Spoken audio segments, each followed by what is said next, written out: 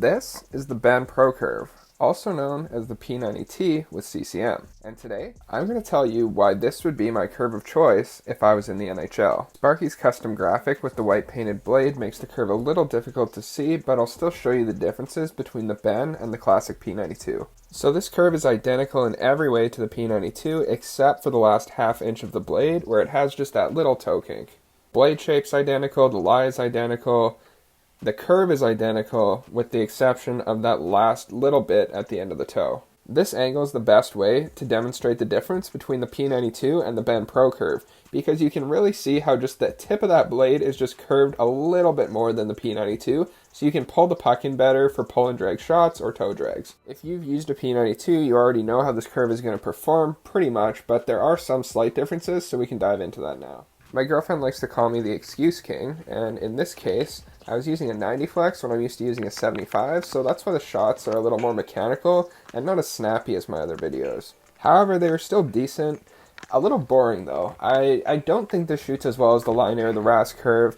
I don't think that it's as quick, I don't think the shots are as solid, I don't think it's as fun to use, and I don't think they snap up quite as quickly, but it is very reliable. You know what you're getting with this curve, you know you can hit the spot you want to, although it's not going to be as quick as the other curves, but it gets the job done. For shot mechanics with this, obviously the bread and butter is going to be these pull and drag shots where you're just pulling it in with the toe, changing the angle a bit, and then just snapping it up. You can really use it for anything though, like if you prefer more of like a sweeper, like quick wrist shot type of thing, it works for that too. It's really versatile just like the P92, and that's why a lot of people are very comfortable with this curve. Since the heel of this blade is identical to a P92, there's literally no difference in the way that saucer passes come off this blade compared to a P92, but for consistency, we're still going to go over it. So the saucer passes are good, there's no way around that, but they're not great. With a heel curve or the Kovalev or the line A curve, I can pull the puck backward on my backhand and then basically just chop the puck, and it's going nice and solid, flying through the air and then dropping pretty close to where I want it.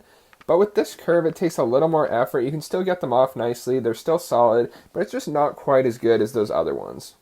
Compared to the P92, there are some very slight differences with stick handling, which I'll highlight right now. Comparing stick handling between the Benn and the P92, they're almost identical. I don't feel much of a difference. However, you can cradle the puck a little bit better. If you're moving the puck from your backhand to your forehand, you can catch it a little nicer with that little bit of a hook on the toe, but overall, I'd say it's pretty much the same. I don't think that there's anything that stands out with this curve when it comes to stick handling. It feels good, but not great. It's not really amazing at anything, but it's not bad either. It's just right in between. It's right in the middle, very neutral. It gets the job done. That's, if I could sum up the Benn in one sentence, it gets the job done. Oh boy, here we go again. This guy just thinks he's so sick. He's about to dangle for us on camera. Like, this guy thinks he's absolutely unreal. He thinks he's the biggest beauty ever. Like, seriously, who does this guy think he is, right? Alright, back to some technical talk. So the toe kink does come into play for dangles. If you're pulling a backhand toe drag, since it folds over at the toe a little bit, the blade slides along the ice better. So if you're pulling a backhand toe drag and you're sort of sliding the toe along the ice of the blade while you're pulling the puck across, it does work a little bit better than the P92. When you're cutting back, which would be the second move here, it's also better because you can pull the puck back harder, you can pull the move faster because you're more comfortable catching the puck at the end of your toe.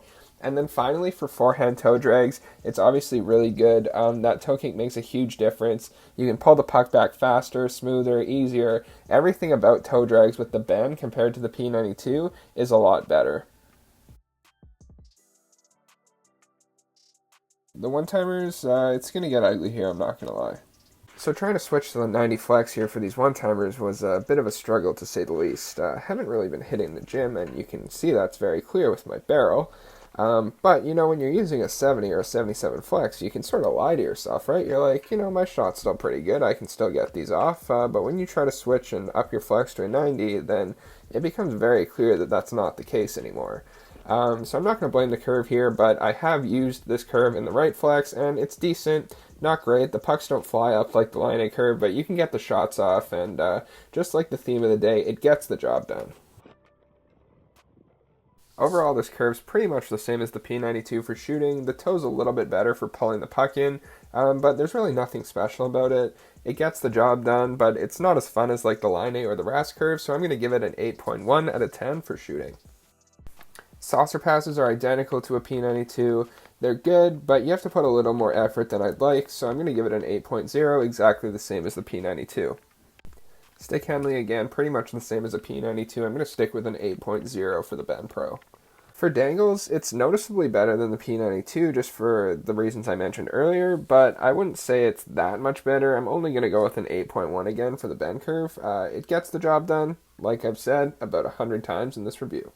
Don't let the video fool you. The one-timers are pretty decent with this curve. It's pretty much the same as a P92, but really nowhere near like the Line A, OV, or RAS curve, so I'm going to go with an 8.0 out of 10. I mentioned earlier in the video how this would be my choice of curve if I was in the NHL. What I meant by that is it's reliable in every situation. You know exactly what you're going to get, and you have predictability, which is an important thing when you're relying on your stick for your paycheck. However, the Line A curve is still better for shooting, the RAS curve is more fun for snapshots, but for a professional player, it's just not worth it to take those risks.